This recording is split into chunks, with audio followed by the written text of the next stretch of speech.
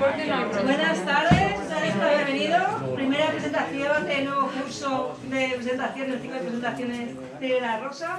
Recibimos a dos amigas, Elisa Coy y María Bastarós. María Bastarós, que ya la recibimos desde que el mundo es mundo. Y Elisa Coy, las que habéis escuchado el podcast de Yo Vivo en Barracheo, la recordaréis, conexión desde Perú.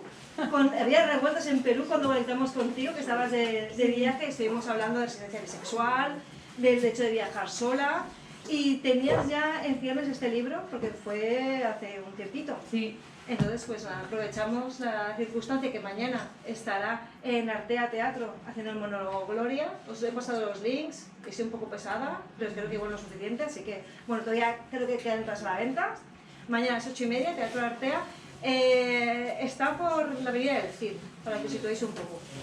Gracias por... Sí, no, porque yo lo tuve que buscar porque nunca había escuchado Teatro Artea. Digo, bueno, pues está bien conocer otros locales por ahí de Macleta y Viga, aunque no lo parezca.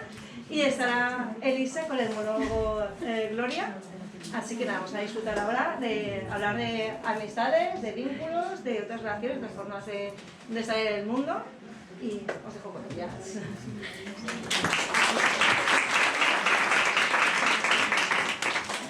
Bueno, muchísimas gracias por venir a todas, muchísimas gracias a Lodia, muchísimas gracias a La Rosa como siempre.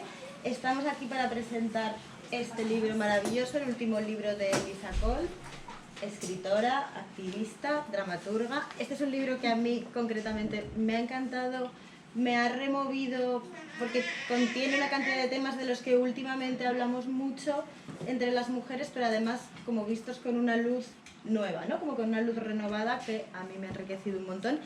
Para poneros un poco en contexto, ¿vale? En el libro hay dos historias paralelas. La historia de una chica joven, casi es como un coming of age, porque yo creo que ahora los coming of age son como más tardíos, ¿no? Los coming of age son estas historias como de el paso un poco de la adolescencia a la adultez, pero yo creo que ahora los vivimos como con 25, ¿no? O incluso con 30, ¿no? Como que la vida es un coming of age detrás de otro todo el rato, ¿no? Y en esta historia la protagonista es una chica que se va desde Madrid hasta Barcelona un poco buscando la construcción de un hogar, ¿no? De un sitio donde poder sentirse ella misma y en el que poder generar unos vínculos como un espacio seguro, ¿no? Y por otra parte tenemos la historia maravillosa, muchas gracias por recuperarla y por traérnosla, de Teresa Meana, que debo reconocer que yo, mientras la leía, todo el rato en mi cabeza era Teresa de Meana, porque le daba como una calidad como de mística, ¿no? Como una mujer a la que mirar y de la que aprender, y luego ha sido como, no, es Teresa Meana. Que bueno, es una mujer que fundó el primer bar de ambiente de Oviedo como un espacio seguro para muchas personas que no tenían un espacio seguro dentro de su propia casa. Este bar se llamaba la Santa Sebe, y luego estuvo en la cárcel, donde también consiguió de alguna manera construir otro hogar, no tanto por supuesto en relación al espacio, porque una cárcel difícilmente puede ser un hogar, pero gracias a las personas con las que coincidió allí, gracias a esas mujeres, que también es una lectura increíble y muy enriquecedora.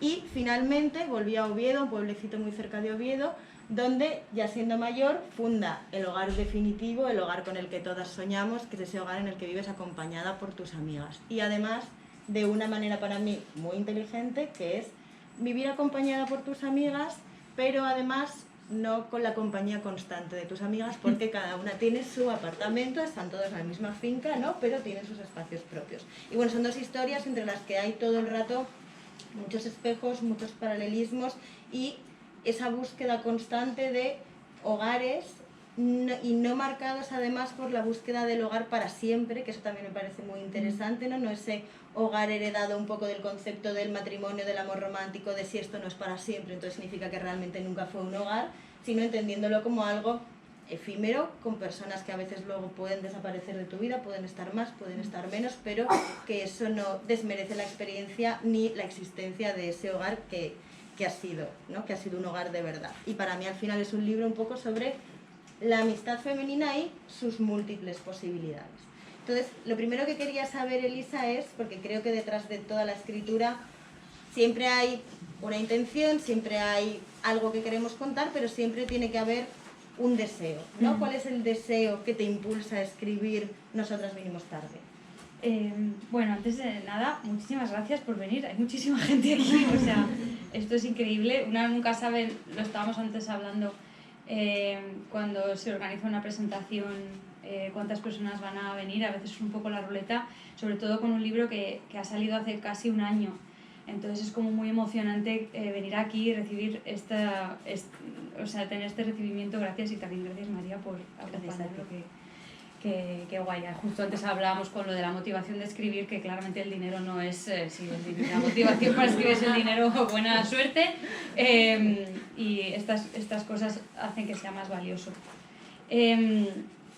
O sea, bueno, decía que este libro salió hace un año y yo pensaba que iba a tardar mucho menos en escribirlo de lo que al final acabé tardando en hacerlo. Este libro empezó no siendo una novela, sino que empezó siendo un trabajo para una asignatura de un máster, que luego se convirtió en un TCM, o sea, luego hablamos de ensayo y novela, ¿no? Pero me parecía como que esta historia estaba como en el formato de ensayo, quedaba como atrapada un poco, ¿no? Además yo ya estaba un poco harta, la verdad. Yo no sé si os ha pasado, quienes hayáis leído, a mí me ha pasado que tuve una época de solo leer ensayo y al final dices, mira, es que no puedo más. O sea, si vuelvo a leer la palabra, no sé, de construir una vez más, no, o sea, no sé, es que no sé qué voy a hacer. Entonces, como que el deseo de escribir este libro también, bueno, nació porque me contactó la editorial Amor de Madre, me contactó Victoria, que es una editora increíble. Siempre que tengo oportunidad de decirlo lo digo porque creo que el trabajo de las editoras muchas veces queda como muy invisibilizado, y el trabajo que hizo Victoria de acompañamiento de este texto fue genial.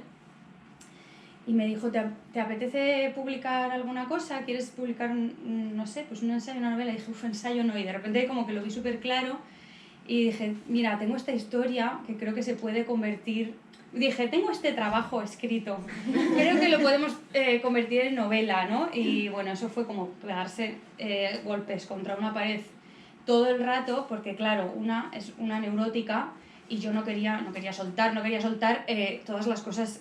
Yo quería citar autores, ¿no? Yo quería como que un personaje abriera la boca y en un diálogo así te contara el trozo del trabajo metido, ¿no? Entonces, el trabajo o sea, al final, como que uno de los procesos que hace la narradora, la protagonista del libro, que es como también aprender a soltar, creo que lo tuve que hacer yo también, de decir, no pasa nada si se rompen cosas por el camino, no pasa nada si un personaje siente algo, no tienes que hacer un pie de página justificando que se siente así, que a lo mejor no es de todo justo, que no sé qué, ¿sabes? Un beso desde aquí a mi psicóloga. Y al final como que fue muy liberador encontrar en la ficción un espacio de liberación donde no sean tantas explicaciones y que te puedes permitir que los personajes vayan por sitios a los que a lo mejor tú no irías porque no quieres o porque no puedes o porque no te lo permites o por lo que sea, ¿no? Incluso cometer ciertos delitos que en la vida real no se puede, como ya, bueno, podemos hablar de esto después. O sea, como que al final he encontrado no solo un espacio de reparación, sino de venganza también, que es bastante reparadora. Entonces, no sé, como que esa no era la intención inicial, pero ahí es donde me llevó. Bien, el deseo de venganza siempre es un motor literario. Sí, es increíble, la verdad. Y bueno, el libro, como hemos dicho, está muy atravesado por el concepto de amistad femenina, que es verdad que no suele ser un tema muy literario, no es un tema que se dé muchísimo en la ficción. Tenemos algunos ejemplos, siempre ejemplos un poco más ligados a la adolescencia, ¿no? Pues de La amiga estupenda de Elena Ferrante o Panza de burro, y siempre un poco también ligado como al despertar del deseo sexual, o ya ligado a mujeres mayores cuyo vínculo está un poco dirigido a su odio hacia los hombres, ¿no? También hay muchas historias como de mujeres mayores que se unen porque odian a sus exmaridos, ¿no? Ese tipo de cosas que también están muy bien, pero es verdad que es una amistad femenina basada en algo externo, ¿no? Entonces a mí me interesa mucho este libro como referente porque aquí los hombres ni siquiera están. De hecho, eso es muy sorprendente dentro del libro, que a mí muchas veces cuando publicas algo, ¿no? Y que hay muchas mujeres y tal, o bueno, que puede tener un cierto contenido que se puede llamar feminista o no, yo lo que hago es ficción, pero bueno, muchas veces te dicen, es que en tus libros los hombres están mal porque los hombres están reflejados de tal manera. Es una gozada que a ti no te lo pueden decir, porque a ti no te pueden decir, es que los hombres no están reflejados de ninguna manera, ¿no? Y eso a mí me parece una opción maravillosa. Pero creo que últimamente sí que empezamos a construir muchos relatos, ya no tanto a lo mejor desde la ficción, que también, sino sobre todo desde el discurso sobre la amistad femenina, y a veces estamos cayendo consciente o inconscientemente en algo que es una romantización brutal de la amistad femenina y de lo que podemos extraer de ella, ¿no? Entonces, yo a veces me pregunto si esta romantización es un error o si es un error necesario, que también puede serlo. Y el otro día escuchaba a Nerea Pérez de las Heras que decía, bueno, es que la pareja romántica, por ejemplo, siempre ha tenido muchísima propaganda que ahora nos estamos comiendo con patatas por todo lo que ha implicado para nosotras, pero de la amistad femenina realmente no tenemos esta propaganda. Entonces tenemos que construir esta propaganda para luego desmontarla, o cómo podemos funcionar para construir relatos que nos inspiren en torno a la amistad femenina, pero que no nos hagan caer luego en el gran dolor que han supuesto, por ejemplo, todos los relatos sobre el amor romántico. Claro, es que, o sea, con lo de romantizar pasa una cosa, es que podemos decir debemos o no debemos romantizar, pero al final lo acabamos haciendo muchas veces, ¿no? O sea, como que yo creo que también, yo no sé distinguir muy bien en mi cabeza con la diferencia entre romantizar algo y desearlo, o que ese algo me genere esperanza, ¿no? Entonces a lo mejor como que igual no es tanto romantizar o no romantizar que hablábamos antes, ¿no? Sino tener una conciencia sobre esa propia romantización, y cuando agarras a tu amiga y dices, es que vamos a ser amigas siempre, saber que, bueno, pues que, bueno, es un asterisco, ¿no? O no. Y a mí, o sea, leer, bueno, escuchar a Teresa cuando le hice estas entrevistas también era como un ejemplo de esto, ¿no? Porque ella lo cuenta todo, o sea, las entrevistas están transcritas tal cual, o sea, la única edición que hay son algunos datos privados ¿no? que se han eliminado a petición de las personas que aparecen, y recortes pues por una cosa práctica, ¿no? De, bueno, me he ido por las ramas y luego he vuelto, bueno, pues no. Pero escuchándola a ella, una de las cosas que yo pensé fue, joder, es súper auténtico porque no lo está romantizando y a la vez se están dando muchísimas ganas de dejarlo todo y hacer esto, ¿no? Pero todo lo que cuenta ella, sobre todo en la última historia, en la de la casa que comparte con sus amigas, ¿no? De, joder, macho, a veces no puedo estar tranquila sola porque venía Begoña, hola, estás aquí, y tú, joder, Begoña, déjame en paz, que eres una pesada, ¿no? Como no pensar que todo es agarrarte por la colina con tus amigas y ya está, ¿no? Sino como estas cosas que incluso, bueno, pues en el caso de Begoña, por ejemplo, que fue una de sus amigas que murió y la estuvieron acompañando en sus últimos meses de vida, incluso las cosas molestas, una vez que ya, ¿no? que esa persona ha fallecido, pues se recuerdan incluso con esa ternura, ¿no? Y entonces, como que para mí eso también es un poco como decir, bueno, intentemos trasladar esta ternura también cuando las personas están vivas, a poder ser, ¿no? Y eso, pero siento que es un relato que precisamente es auténtico porque no romantiza y porque no da nada por sentado, y tiene mucho que ver con lo de la temporalidad que decías antes, ¿no? O sea, ¿qué es romantizar exactamente? Romantizar es decir, la posibilidad de la amistad puede existir para todo el mundo, o es decir, la posibilidad de la amistad eterna, incondicional, en la que no hay conflictos, es para todo el mundo. Hombre, pues esto segundo yo creo que no. De hecho, una amistad en la que nunca jamás hay conflictos, o sea, es un poco raro, ¿no? Entonces, no lo sé, o sea, sí que creo que a veces, o sea, que muchas veces pasa esto, con el amor romántico nos dimos este batacazo, ya lo hemos aprendido, ¿no? Estamos a tope con el amor romántico, lo descubrimos que el amor romántico es una mierda, lo intentamos sacar de nuestro cuerpo con unas cizallas como si fuéramos robots, y cuando sentimos amor romántico nos sentimos culpables porque somos malas feministas, y entonces en vez de esto ser una herramienta, ¿no? de crecimiento, es una herramienta de autojuicio. Aquí estoy intentando muy fuerte no proyectar, pero no va a ser este tipo de presentación, la verdad. Y a mí me gustaría que, o sea, por lo menos yo poder aprender de esto, no tanto cuidado, no romanticemos el amor romántico, no romanticemos el proceso de deconstrucción y no pensemos que ahora de repente moralizar nuestras relaciones al 100%, ¿no? Sino como intentar ser lo más consecuentes posibles y lo más responsables posibles, chica, dentro de que de vez en cuando le tienes que montar un pollo a una amiga y decirle vete a la mierda, y que eso no es... Claro, yo creo que la clave un poco también de la romantización está en ese concepto del para siempre, ¿no? De que las cosas tienen que perdurar. De hecho, esta novela empieza la historia de la protagonista principal, de la protagonista joven, con que ella, que comparte piso con algunas de sus amigas en Madrid y tiene a priori una vida que muchas pensaríamos que puede estar bien con sus pequeñas cosas, ¿no? Pero que en realidad yo creo que eso parte de... Ella se va a Madrid como a buscar, o sea, se va a Barcelona a buscar su espacio porque ya no tolera esa vida. Y creo que esa frustración parte un poco como de esperar que la vida acompañada de tus amigas sea perfecta y de que el amor de tus amigas sí que sea perfecto. El de los hombres no, pero el de tus amigas sí que sea perfecto, ¿no? Sí, total. Claro, y bueno, eso, un poco lo que estábamos hablando antes en la terraza, ¿no? Que uno de los viajes que propone este libro también es el decir, joder, tenemos derecho a soñar con una convivencia y es posible, y a mí el germen original, digamos, de este libro fue llegar a casa de Teresa y darme cuenta de que esa fantasía que tenemos tantas de nosotras, hay gente que la hace, y estar ahí diciendo, claro, yo cogiendo de la mano a mi amiga, diciéndole ¿qué?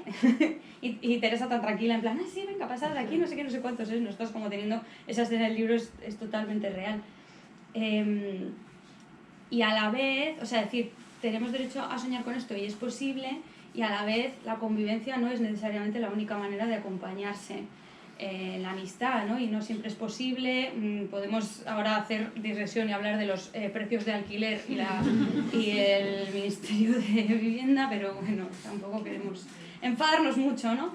Entonces, bueno, como que también pertenecemos a una generación en la que tampoco le ha quedado más remedio que compartir, ¿no? Que la convivencia no es solo deseada como en este relato, sino también a veces... Claro, yo creo que el problema es que tenemos una genealogía de convivencia entre mujeres o entre sujetos no hombres que siempre tiene mucho que ver con la precariedad o con el hecho de no poder tener tú un hogar en el sitio en el que realmente vives, ¿no? Por ejemplo, yo leyendo el libro me acordaba mucho, no sé si conocéis una editorial que se llama Imperdible, que saca unos libros muy pequeñitos que son maravillosos, y tiene un libro sobre la casa Star, que es una casa que fundaron dos trabajadoras sexuales trans y activistas que eran Marsha P. Johnson y Silvia Rivera.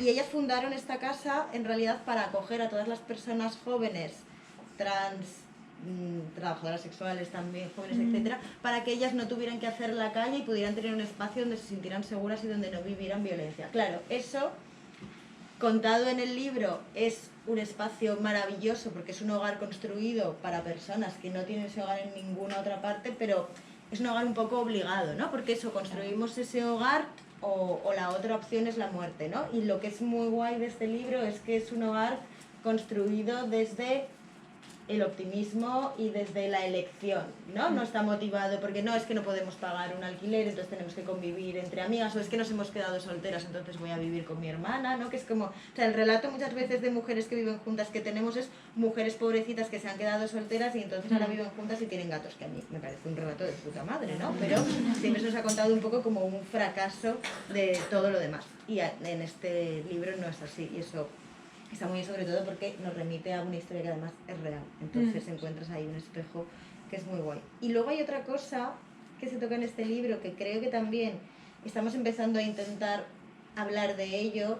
Es una cosa delicada porque además parece que quien hable de ello lo tiene que hablar en primera persona, ¿no? Porque es una cosa que no se puede hablar desde fuera, que es el maltrato dentro de las relaciones románticas no heterosexuales, ¿no? Porque parece que muchas veces al construir relaciones que no son heterosexuales tienen que ser forzosamente ajenas a todo lo que pervierte las relaciones heterosexuales, al maltrato, al dominio, etcétera, porque parece que nadie va a ejercer ese papel, ¿no? Y luego no es así.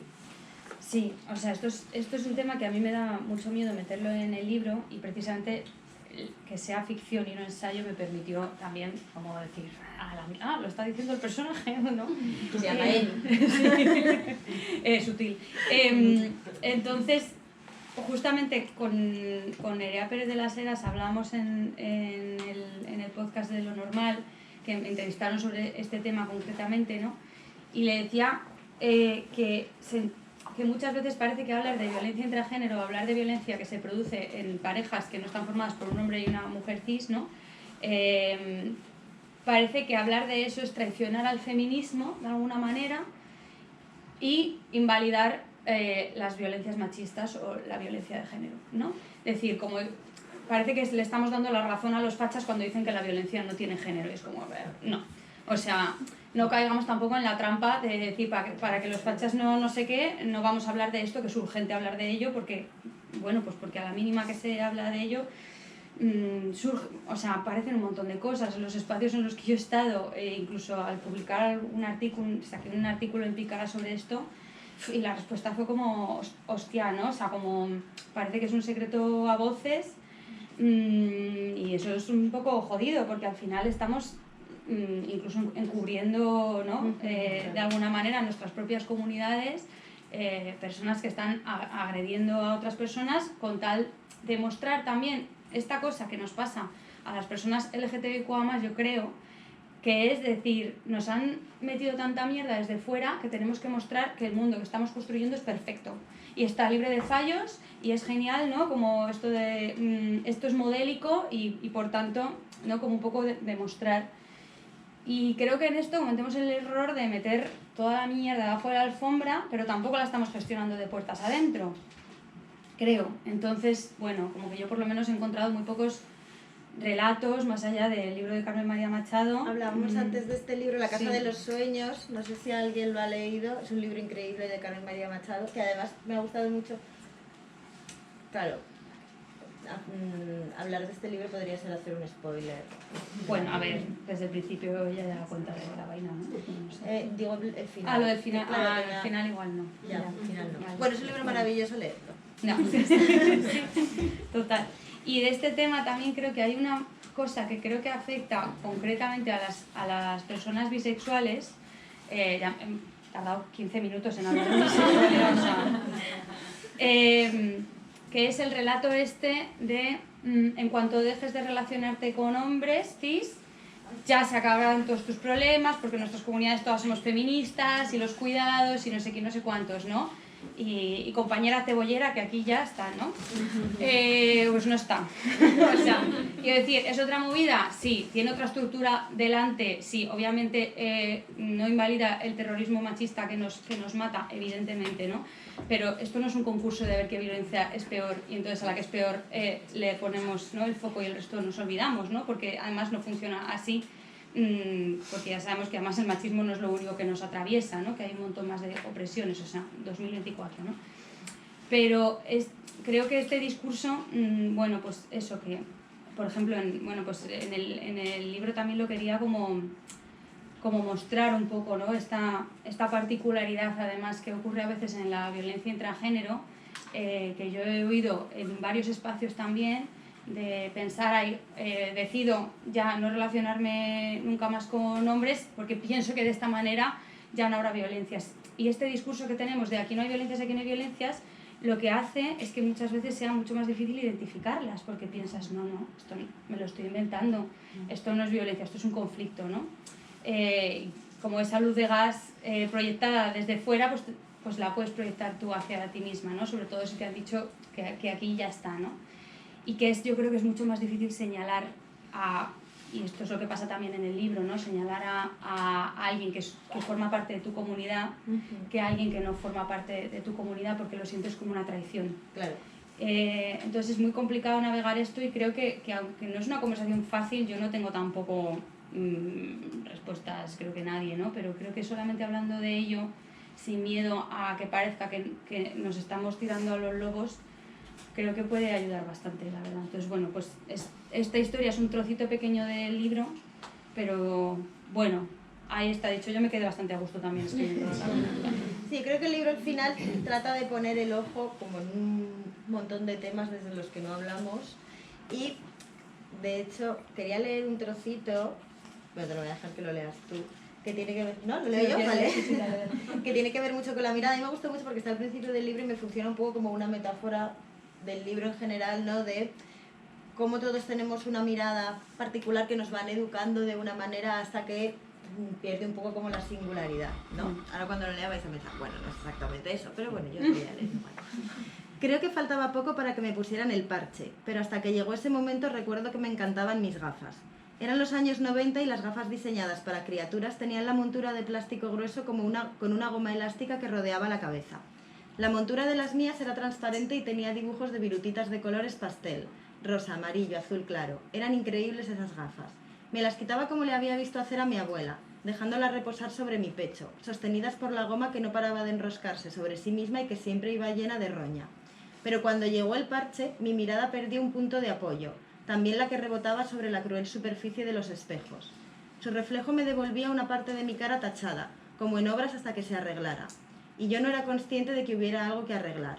De hecho, creo que no supe que ser bizca se considera un rasgo de fealdad hasta la llegada de ese parche color moqueta sucia. Vago, lo llamaban ojo vago. Yo me imaginaba mi ojo derecho levantándose de un brinco y poniéndose a trabajar muy serio y ocupado, mientras el otro se mecía en una hamaca como el elefante de la canción. Ese pedazo de tela pegajosa y arrugada, estampada sobre mi piel, me recordaba que la mitad de mí se orientaba hacia donde no debía, que mi mirada estaba desviada y había que corregirla. Rápidamente aprendí que no quería ser bizca y dejé de luchar por quitármelo. Me daba pena el vago, condenado a trabajar por ambos hasta que aprendiera a mirar como es debido. Pero tampoco quería que en el colegio se rieran de mí por tener un ojo a la virulé.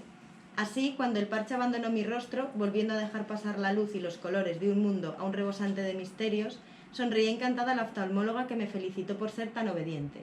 En el camino de vuelta a casa paramos en una cafetería para celebrar con chocolate y churros el triunfo de aquel proceso de rectitud. La vista al frente, hacia adelante. Nunca más se le permitió a mi ojito perezoso la aventura de deslizarse hacia donde nadie más miraba.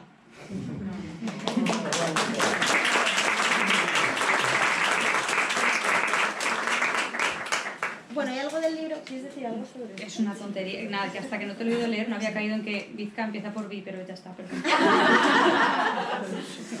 Sí, tiene muchas lecturas ese fragmento, a mí me encantó y me parece que resume muy bien como un poco todo el espíritu del libro.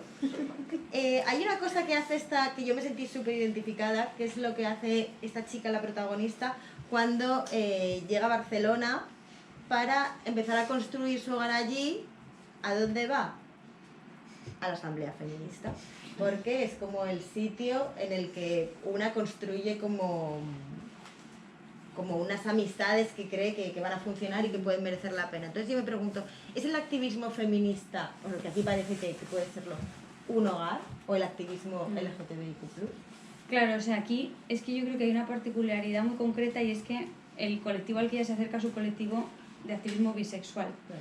Y aquí, o sea, como que la idea de aquí también era un poco mostrar algo que también forma parte de cosas que me han pasado a mí, de la necesidad que hay tan grande entre las personas bis de formar comunidad, porque es una comunidad que durante mucho tiempo no ha estado formada, y lo que nos ha pasado es que las personas bis hemos estado desperdigadas en el activismo feminista, en el activismo LGTBIQ+, en el activismo boyeto. Como yo te acabo ¿no? de desperdigar diciendo que iba a una No, bueno, es que feminista también, claro, pero la particularidad para mí es esa, porque lo que está buscando esta persona es una casa, ¿no? Y ya no se trata tanto de encontrar a personas que piensen como ella, sino personas en las que verse reflejada cuando en ese momento está tan perdida y está tan sin saber quién es, ¿no? De alguna manera. Y creo que esto nos pasa mucho a las personas bis, que tardamos, al menos en esta parte de nuestra identidad que es tan grande, tardamos mucho tiempo en encontrarla, y la encontramos gracias a la mirada, no a ver a otras personas bis, sino a ser vistas también. Por eso está tan presente lo de la mirada y por eso empieza con lo del parche, y durante todo el libro está tan presente, ¿no? Y hay una frase que se repite que es para que haya reconocimiento tiene que haber dos miradas. No sirve solamente con que tú veas a alguien, ¿no? Y te veas reflejada en ella, o sí que sirve, pero es el principio, ¿no?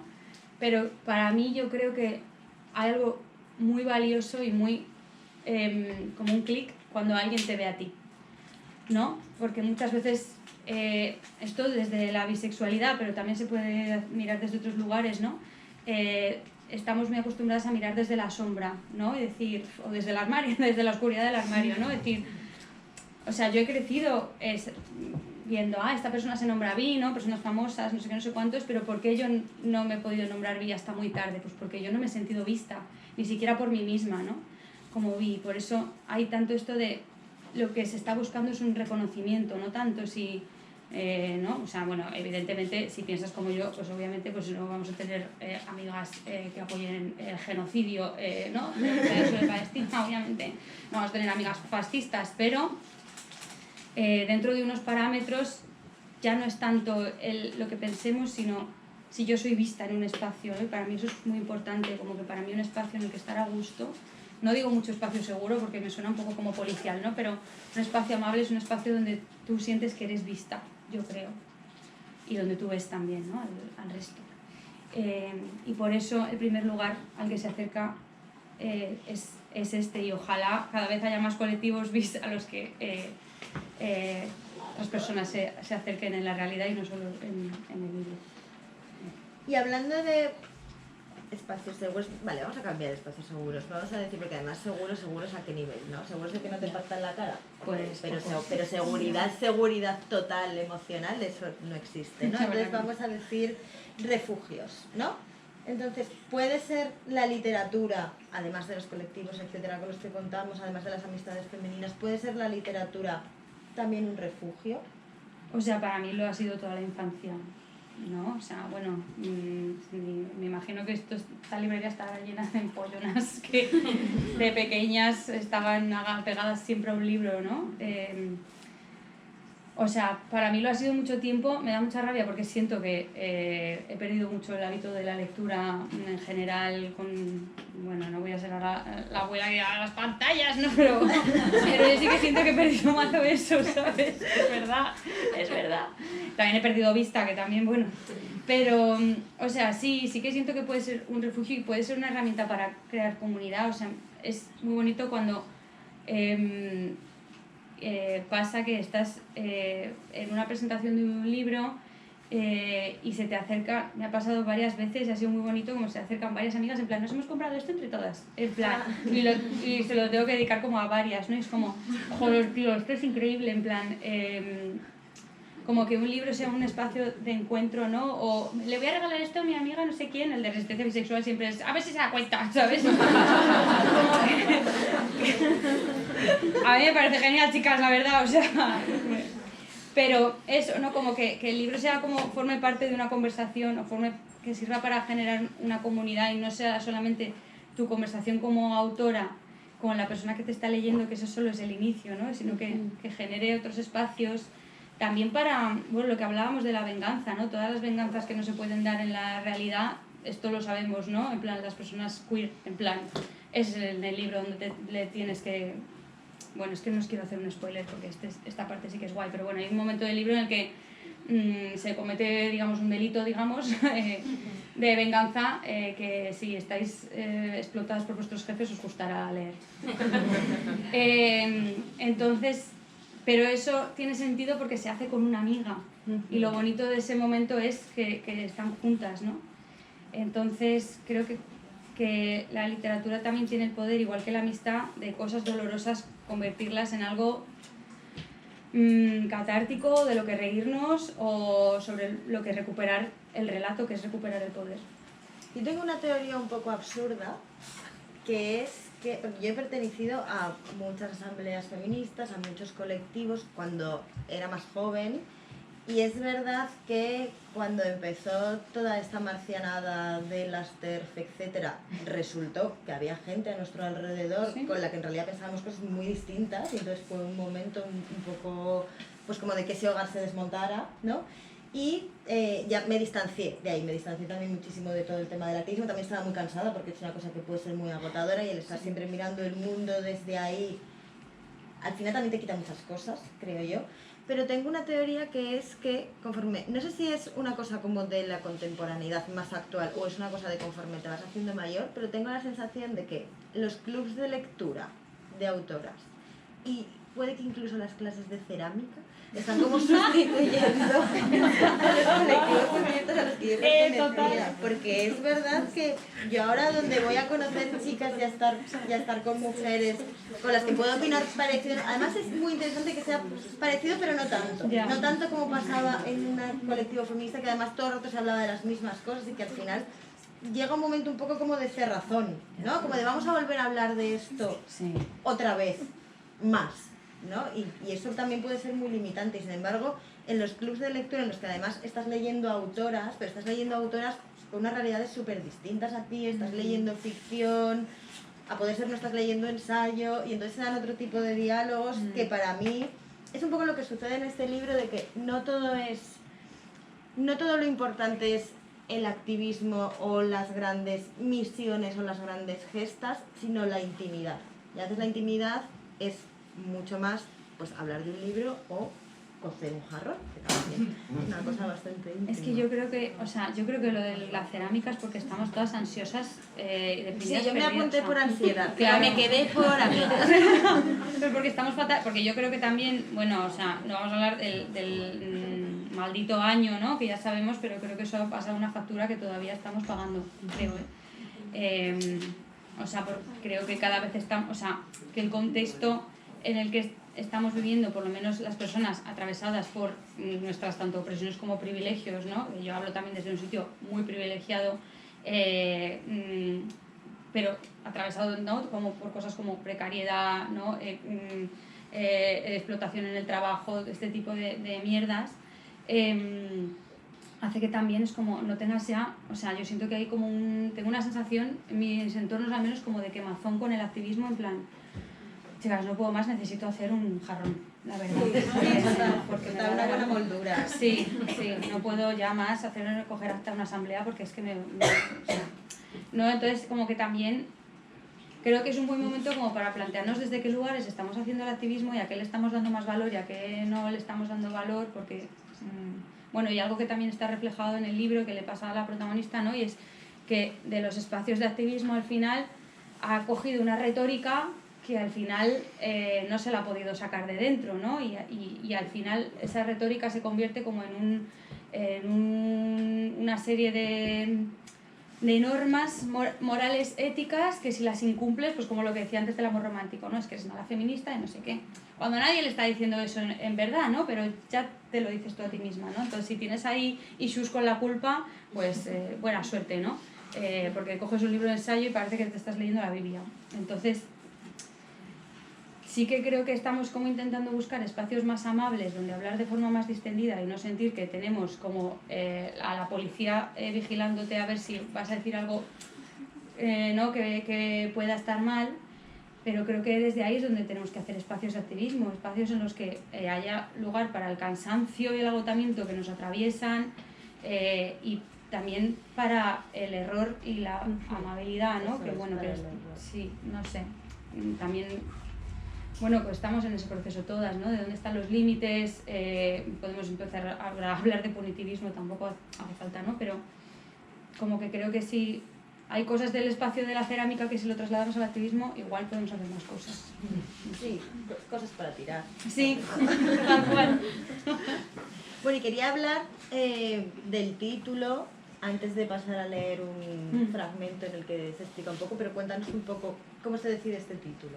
El título es una frase literal que me dijo Teresa en una de las entrevistas, que está en el libro también, en el que ella cuenta la historia de cómo fue esto de irse a vivir con sus amigas, porque ella cuenta que no fue una cosa política, no hicieron una asamblea, yo en plan soy toda oídos, ¿no?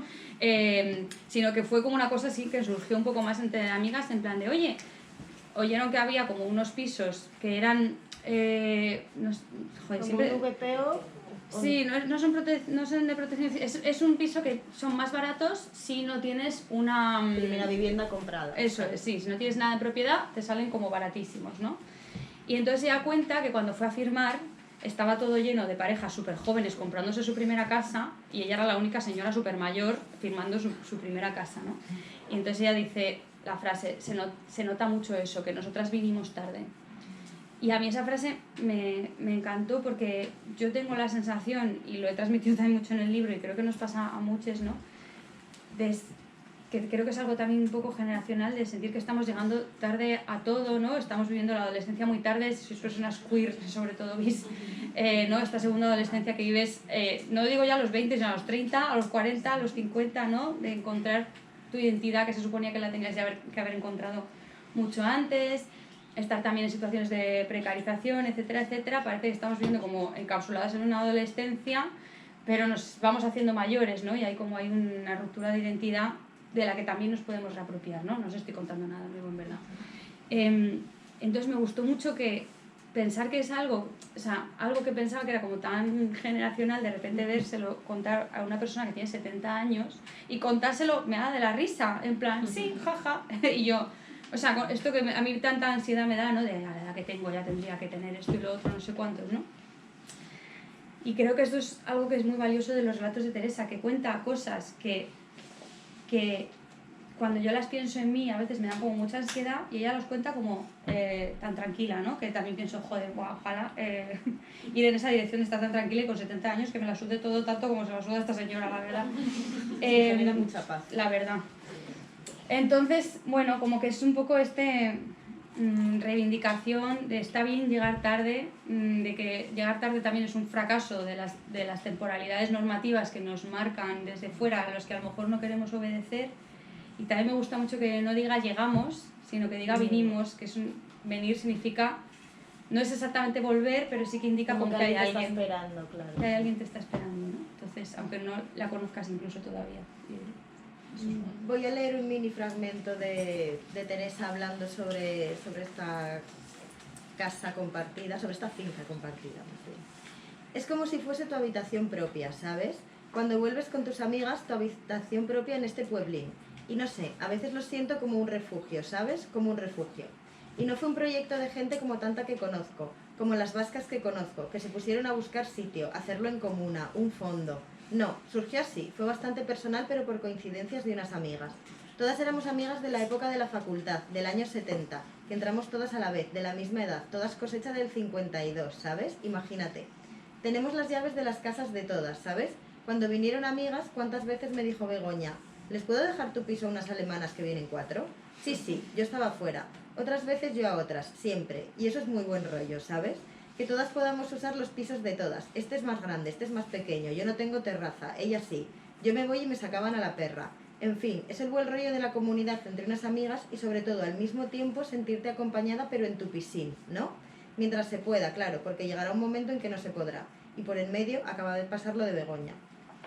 Pues maravilloso este relato, a mí me encanta Teresa, me declaro absolutamente fan. Muy bien, ese aplauso.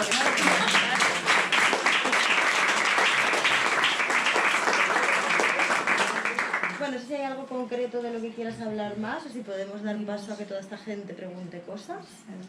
¿Damos paso? Vale, ¿alguien tiene alguna pregunta para Elisa? Para Elisa. O para...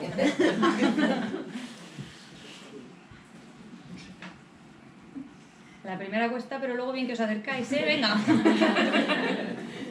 ¿Alguien quiere apuntarse en la lista de convivencia para comprar un piso?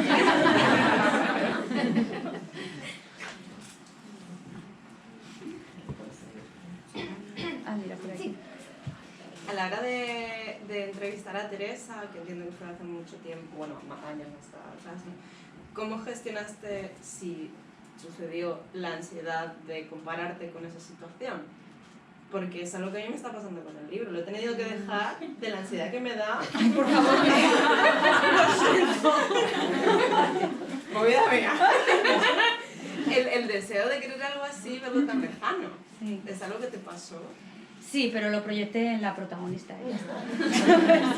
O sea, como que sí que me pasó al principio cuando la escuché, me dio como primero muchísima esperanza y luego mucha desazón, en plan...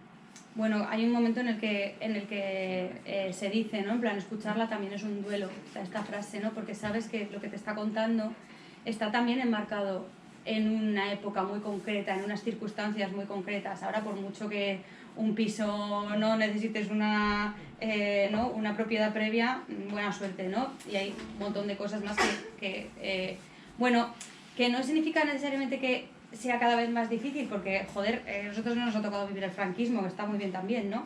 Pero, sino que simplemente es distinto. Entonces es muy... yo no quería tampoco hacer un libro que fuera un panfleto de mira lo que han hecho ellas, lo podemos hacer igual, copia-pega, este es el manual de instrucciones para hacerlo, ¿no? Entonces como mostrar también los relatos de Teresa como algo de lo que también despedirse y como un duelo y saber que esto simplemente es un relato. O sea, el relato de Teresa para mí no es un camino, sino que es el relato que te acompaña en el camino oscuro en el que no sabemos qué nos vamos a encontrar, en plan, no, pero oscuro en plan desconocido. O sea, es que me parece como un poco, me parecería como una osadía por mi parte decir, ya sé lo que va a haber y chicas, es por aquí. Pues yo qué sé, ¿no? Pues si lo supiera no estaría escribiendo el libro, estaría, ¿no? Haciendo otra cosa que diera más dinero para poder hacer esto, ¿no?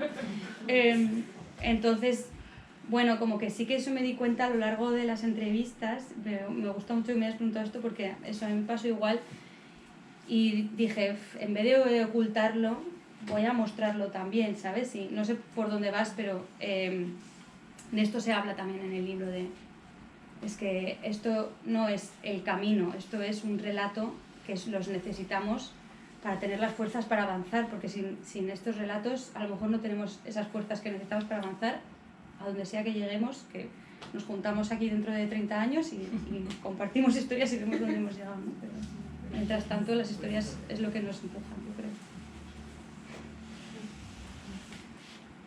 ¿Alguien más por aquí?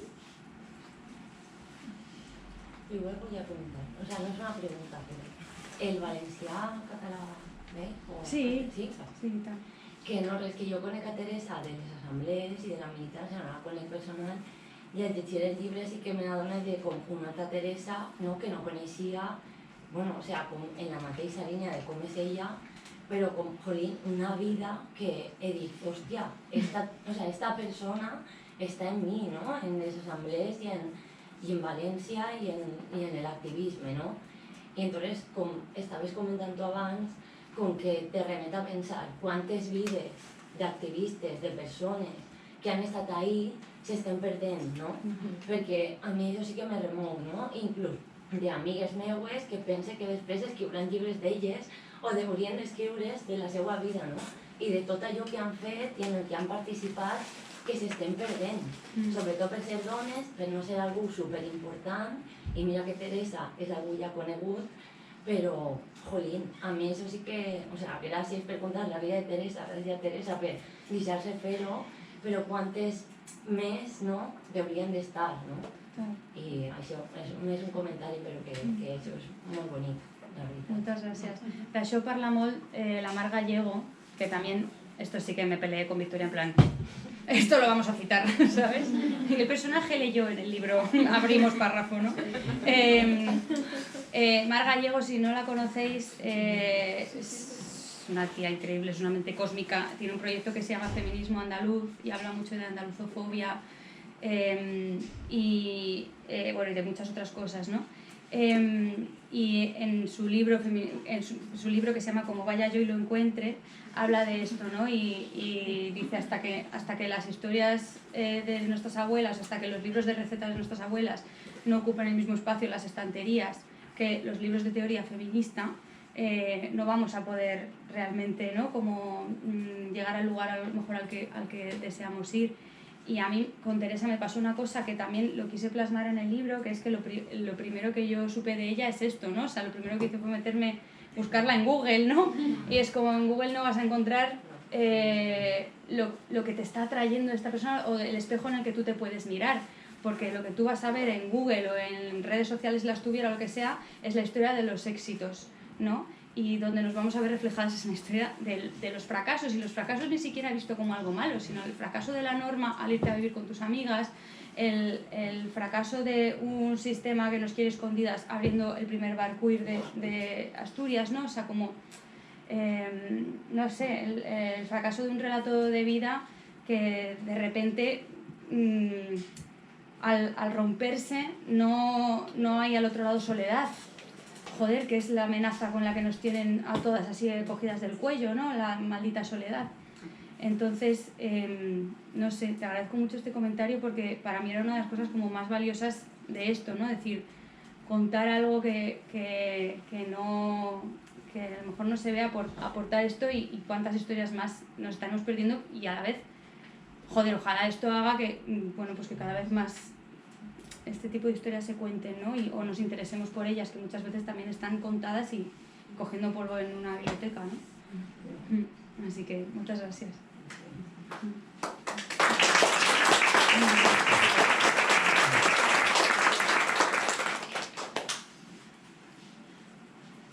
¿Alguien más? ¿Hay que pedirnos un tampón?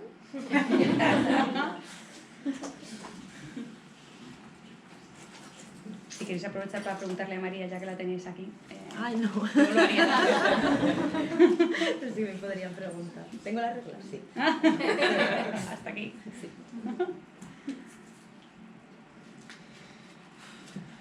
¿Alguien más o cerramos? ¿Sí? Yo aún tengo que leerlo, ¿vale? Pero has dicho antes una cosa con el tema de la identidad, bueno, que llega hasta que tú te ves. Me ha gustado mucho la parte de ser mirado. Me parece súper importante para todo en la vida, para existir, ¿eh?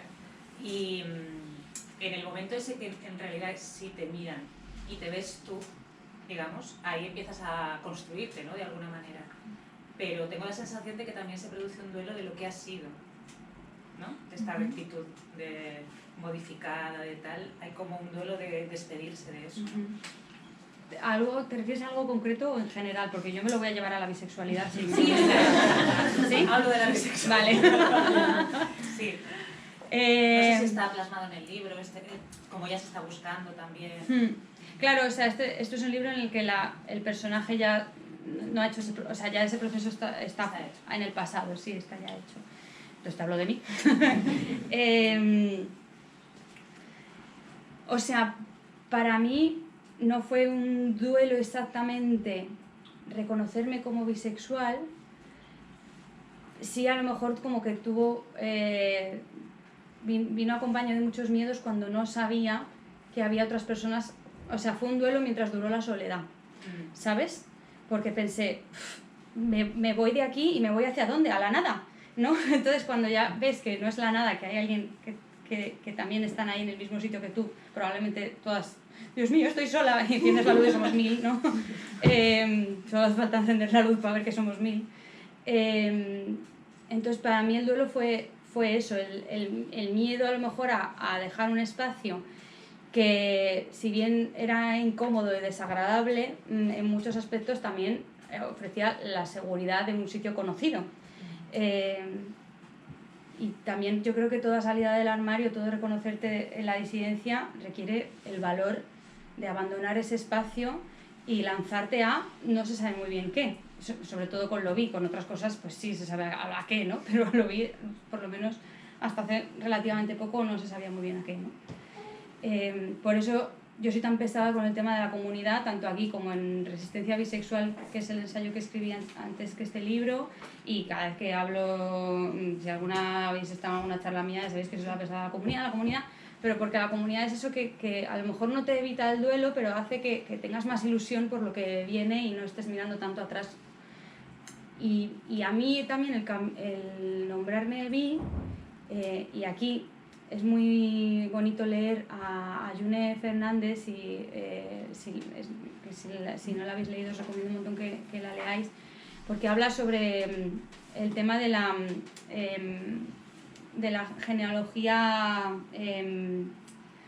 no sé cómo lo dice ella exactamente, ¿no? Como que para ella lo vi es también recoger con honestidad todas sus vivencias al completo y no tener que recortar unas u otras para encajar en un sitio o en otro, ¿no? No hacer como que nunca has estado a gusto con un tío o no hacer como que nunca te ha pasado esto o lo que sea, ¿no? Sino como que ella dice, en lo vi yo puedo recoger todo esto que me ha pasado y bueno, pues a mí también me parece como bonito nombrarme vi también como un acto de memoria histórica con respecto a mi propia historia de vida, ¿no? Decir, pues todo esto ha sido real y ha pasado, incluso las partes de violencia, ¿no? Y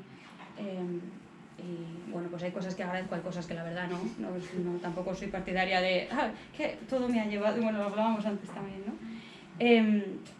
Bueno, perdón, que me estoy yendo por las ramas. Lo que quiero decir es que si hay un duelo, que no tiene por qué ser necesariamente un duelo triste, sino que puede ser un duelo que celebrar también.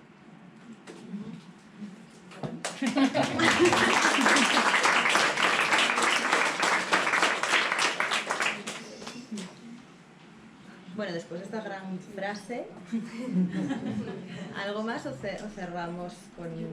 Vale. Una cosa, por lo que hablabas del duelo, de la soledad y tal, una de las cosas que a mí me ha gustado del libro es como que hay dos puntos de vista, tú como amiga que te vas de tu grupo y espero no hacer spoiler, otra amiga que se va de ti, ¿no?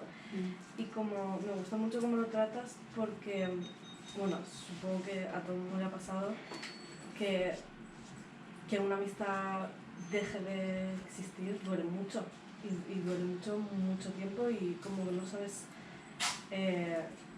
dónde ubicarte, ¿no? Y me gusta como la posibilidad de reconstruir como una amiga, reconstruir un hogar y que parece al principio que estás solo y que eso no vas a poder salir de ahí, pero luego vuelves a encontrar como otro lugar, otro hogar y no hace que olvides el hogar anterior, ¿no? Y que las dos son dos momentos y pueden comunicar, ¿no? Un poco. Qué guay. Sí, o sea, también quería como poner un poco, o sea, que hay duelos de todo, en el libro hay duelos de todo tipo, de amistad, también de pareja, ¿no? Y como que es guay también ese viaje de darte cuenta de que la convivencia no es la única manera de acompañarnos en la vida, ¿no? Y que muchas veces incluso cuando desaparece algún elemento que pensamos que era vital, como la convivencia, o como relacionarnos como pareja, o como, ¿no? De repente parece como que le quitas una pata a una mesa y ¡ay, que la mesa se cae! Pero hay otras patas con las que a lo mejor no reconstruir esa mesa, pero convertirla en otra cosa, ¿no? Y yo, que soy una persona a la que en general me cuesta mucho como cerrar cosas, despedirme, ¿no? Como que siempre lo vivo como con mucho susto, tengo mucho miedo a la muerte, ¿no? Como estas cosas. Si queréis saber más sobre esto, venid mañana al teatro. Me parece como bonito el proceso también de poder despedirte y saber que si estamos diciendo que las casas no tienen que ser para siempre, eso quiere decir que a veces las despedidas tampoco tienen por qué serlo. Y que a lo mejor una despedida bien hecha es lo que a lo mejor permite que haya un reencuentro desde otro lugar, ¿no? Que algo que no quieres soltar y de tanto agarrarlo lo desmenuzas, ¿no? Cuando consiga aplicarme esto al 100%, dejaré de escribir libros de novela y haré libros de autoayuda, pero mientras tanto, pues creo que es una historia que merece la pena contar. Así que, gracias.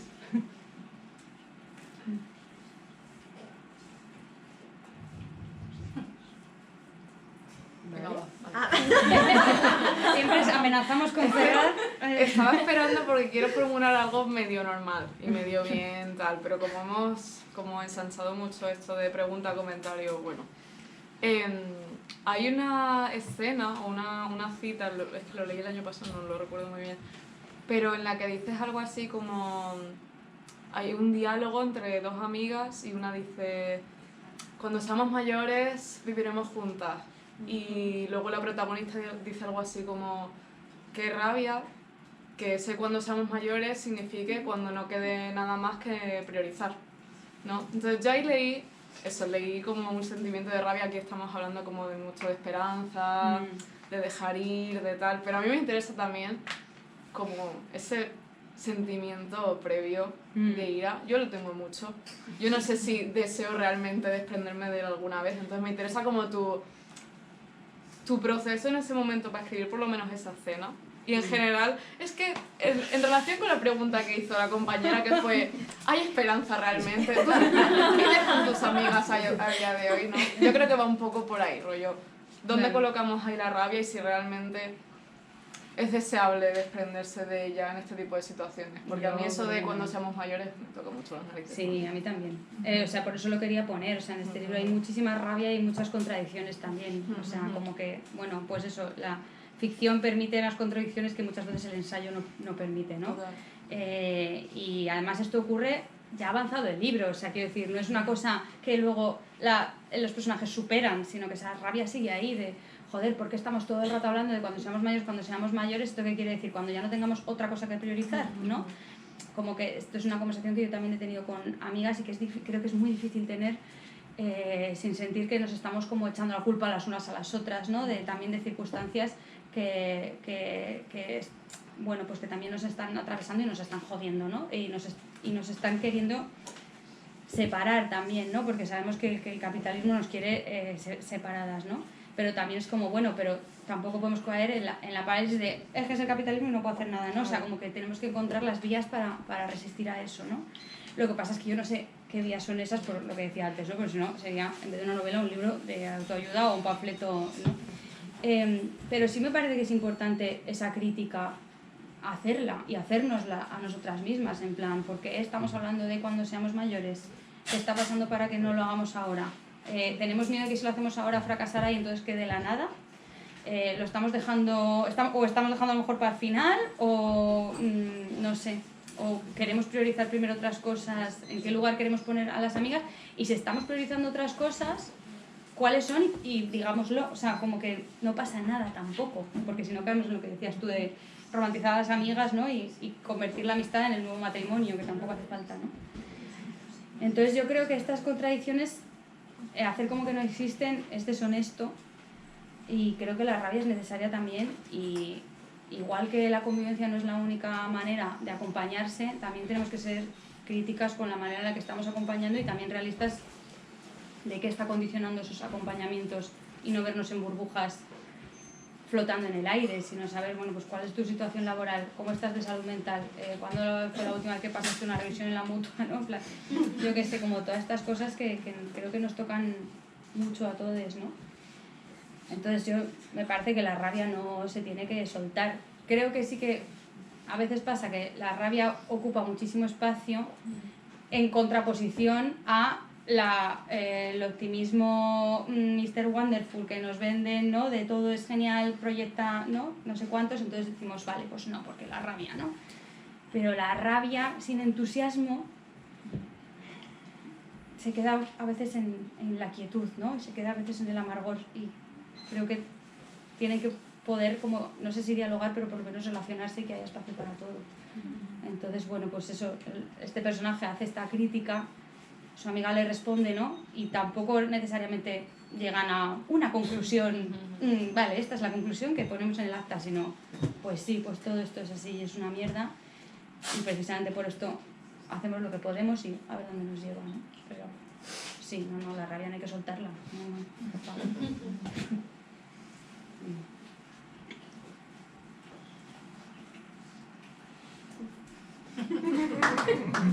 ¿Alguien más? ¿Vamos a aplaudir?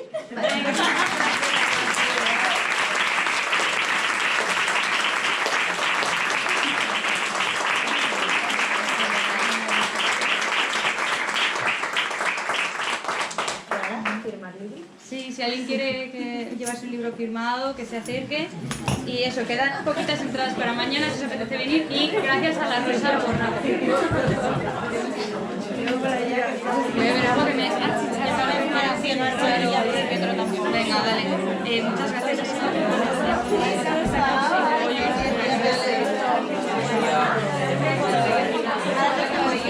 Venga.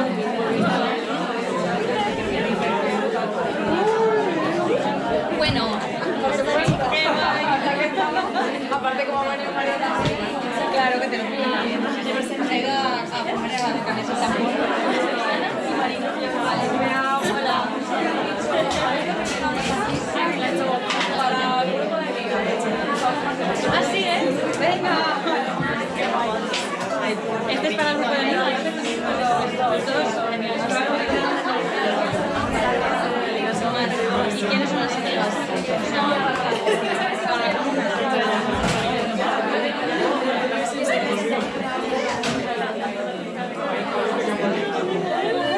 Yo sola.